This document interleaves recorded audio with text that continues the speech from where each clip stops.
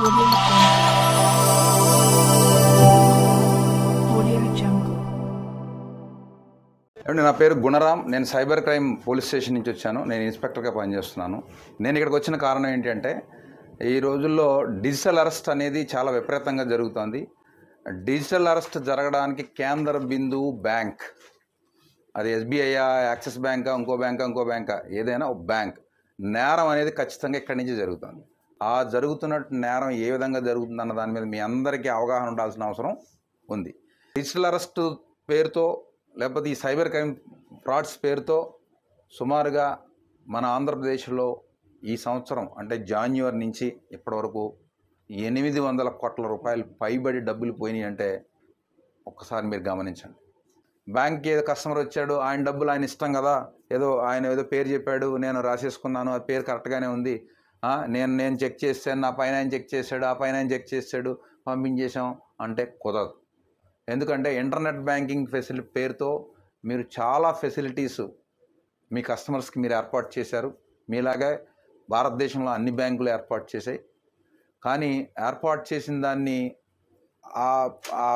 ఆ సౌలభ్యాన్ని నేరస్తులు చక్కగా ఉపయోగించుకొని మనకి డబ్బులు కొట్టేయడం జరుగుతుంది. అంటే ఫెడెక్స్ నుంచి కాల్ చేస్తున్నామని, మీకు ఈ కొరియర్ అందకపోతే 2 నొక్కండి 3 నొక్కండి, లేకపోతే మీరు పలానా చోట నుంచి పలానా చోట కొరియర్ పంపిస్తున్నారు, అందులో మీ ఆధార్ కార్డు ఉంది, మీ ఫోన్ నెంబర్ లింక్ అయింది, అందులో ఈ పాస్పోర్ట్లో లేదా MDM మాదక ద్రవ్యాలు పంపిస్తున్నారు, ఇలా ఏదో రకరకాలుగా వస్తున్నాయి. ఆ టైంలో మిమ్మల్ని ఎవరితోని మాట్లాడనివ్వకుండా మిమ్మల్ని వాళ్ళు అరెస్ట్ చేసినట్టుగా డిజిటల్గా అరెస్ట్ చేస్తున్నామని చెప్పి టోటల్గా మిమ్మల్ని భయభ్రాంతులకు గురి చేసి మీ దగ్గర ఉన్నటువంటి FDలు అవన్నీ కూడా బ్రేక్ చేయించి RTGS ద్వారా మీ బ్యాంక్ వచ్చి ఇక్కడి నుంచి అమౌంట్ని వాళ్ళు చేసేసుకోవడం జరుగుతుంది. ఈ ప్రాసెస్ అంతా ఎలా జరుగుతుంది? మేము అన్ని కేసుల్ని పరిశీలించిన తర్వాతన మేము టోటల్గా CP గారు మా టీం అంతా కూడా మేము ఒక క్వశ్చనేర్ తయారు చేయడం జరిగింది. ఇది క్వశ్చనేర్. ఈ క్వశ్చనేర్ కనుక మీకు ఎవరైనా జాగ్రత్తగా వినండి, మీకు దగ్గరికి ఒక కస్టమర్ వస్తారు, అకౌంట్ నుంచి 2 లక్షల రూపాయలు పైబడి వేరే అదర్ స్టేట్ ఖాతాకి దేనికైనా వాళ్ళు ఎక్కువ అమౌంట్ ట్రాన్స్ఫర్ చేస్తున్నారు అంటే మీరు ఫస్ట్ చేయాల్సింది ఏంటి? అలా ఎందుకు డబ్బు ట్రాన్స్ఫర్ చేస్తున్నారు, కారణం ఏంటి? వాళ్ళు ఏదో చిన్న వాళ్ళు భయంలో ఉంటారు. అది మీరు గమనించాలి. అతన్ని గమనించాలి. అతని మొహం కవళికలు ఎలా ఉన్నాయి, ఫోన్లో మాట్లాడుతున్నాడా, ఏం చేస్తున్నాడు, ఏంటి, ఫోన్ అవసరం ఫోన్ కట్టేమని చెప్పాలా, కట్టనండి, లేదు నాకేదో అంటాడు అంటే మీరు వెంటనే పట్టుకోవాలి, ఏదో జరుగుతుంది. ఇది మీరు అడ్డంగా అవసరమైతే గొడవ పెట్టుకోండి, ఏం పర్వాలేదు, మాకు ఫోన్ చేయండి, మేము వస్తాం. ఇప్పుడు మొన్న ఇదే SBI బ్యాంకులో 1,25,00,000 ఒక్కసారిగా వెళ్ళిపోయినాయి. మళ్ళీ ఇదే SBI bank Tiruvuru branch manager గారు వచ్చిన అబ్బాయిని గమనించి చేయడం వల్ల 60 లక్షల రూపాయల ఫ్రాడ్ ఆపగలిగాడు. ఇదే మహబూబ్ నగర్లో SBI బ్రాంచ్లో ఇలాగే ఒక బ్యాంక్ మేనేజర్ గారు వెంటనే మాట్లాడి అక్కడ కూడా ఆపగలిగాడు. మీరు కొన్ని క్వశ్చనేర్ వాళ్ళు ఖచ్చితంగా మీరు అడగాలి. ఆ క్వశ్చన్ ఏం అడగాలి అన్నది నేను మీకు చదివి వినిపిస్తాను. ఈ ఖచ్చితంగా మీ మైండ్లో, అందరి మైండ్లోనూ ఉండాలి. అటెండర్ దగ్గర నుంచి బ్యాంక్ మేనేజర్ వరకు ప్రతి వాళ్ళు కూడా ఈ విషయం గురించి తెలుసుకుని ఉండాలి. లేకపోతే కనుక ఖచ్చితంగా క్రైమ్ ఇక్కడి నుంచే జరుగుతుంది, బ్యాంక్ నుంచే జరుగుతుంది. దీన్ని ఏదో బరువు, ఇది బర్డెన్ అయిపోతుంది, ఇది నేనెందుకు అడగాలనేది కాకుండా మీరంతా కూడా ఖచ్చితంగా బాధ్యతగా ఫీల్ అయ్యి ఒక గుడ్ ఫెయిత్తో మీ కస్టమర్ని సైబర్ నేరం నుంచి నివారించాలి అనేటువంటి గుడ్ ఫెయిత్తో మీరు ఇక్కడి నుంచి పనిచేయాల్సిన అవసరం ఉంది. ఇలా చేస్తేనే, మనందరం కలిసికట్టుగా ఇలా చేస్తేనే ఈ నేరాల్ని అరికడతాం.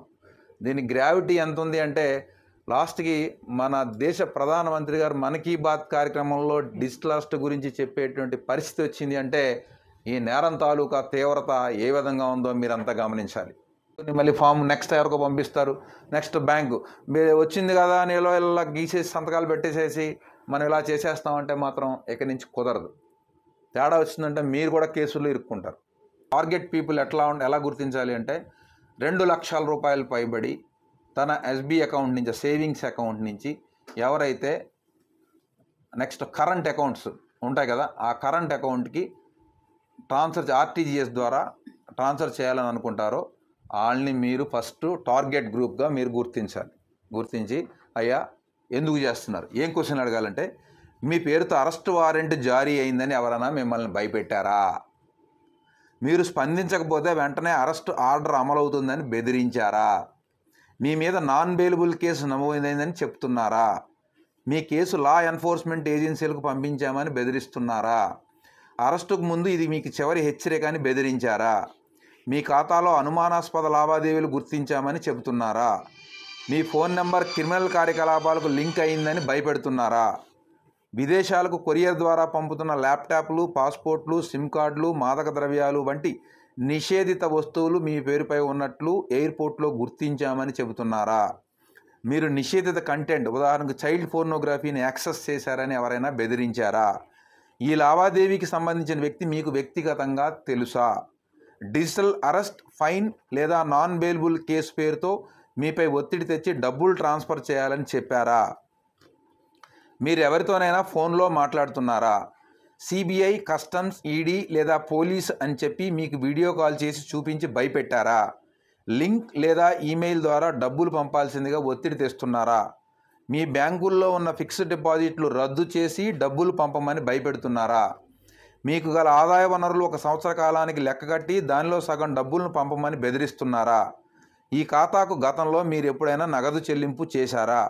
మీరు ఈ లావాదేవీ చేయకపోతే చట్టపరమైన సమస్యలు ఎదురవుతాయని బెదిరించారా? CBI, ED, customs, police video call ద్వారా అరెస్టులు చేయవని మీకు తెలుసా? సైబర్ నేరాల పట్ల అప్రమత్తంగా ఉండి వెంటనే 1930కి కాల్ చేయండి. నేను యాక్చువల్గా ఈ క్వశ్చన్ అంతా చదవడానికి 1 మినిట్ లేదా 1.5 మినిట్ పట్టింది. కస్టమర్ని మీరు జాగ్రత్తగా ఛాదస్తంగా అతను తిడతాడ తర్వాత విషయం తర్వాత, ముందు ఈ క్వశ్చనేర్ కనుక మీరు అతనికి వేయగలిగితే ఈ క్వశ్చన్స్ అన్నీ కూడా ఆల్రెడీ అతను ఫేస్ చేసి ఉంటాడు. అతను ఒక భయంలో మీ దగ్గరికి వస్తాడు, ఓ భయంలో ఉంటాడు. ఈ అడిగితే ఓ ఎస్ ఇవన్నీ అడుగుతున్నారు, వాడు కూడా నన్ను అడిగాడు, ఓహో ఇది ఫ్రాడ్, ఇది ఖచ్చితంగా నా డబ్బులు కొట్టేయడానికి ఎవడో ట్రై చేస్తున్నాడు అని ఆ క్షణం నుంచి మీరు అతన్ని బయటికి తీసుకురావాల్సిన గురుతరమైన బాధ్యత మీ అందరి మీద ఉంది. అది మీరు మాత్రమే చేయగలరు. మీ కస్టమర్ని మీరే రక్షించాలి. కస్టమర్ ఎటువంటి పరిస్థితిలో ఉన్నాడు అనేది కూడా మీరు గమనిస్తూ ఉండాలి. మీరు ముఖ్యంగా మీరే చేయాలి. అటెండర్లు, సెక్యూరిటీ వచ్చిన వాళ్ళంతా సార్ ఇక్కడ ఇటువంటి చూడండి అని మీరు చదివిపించాలా.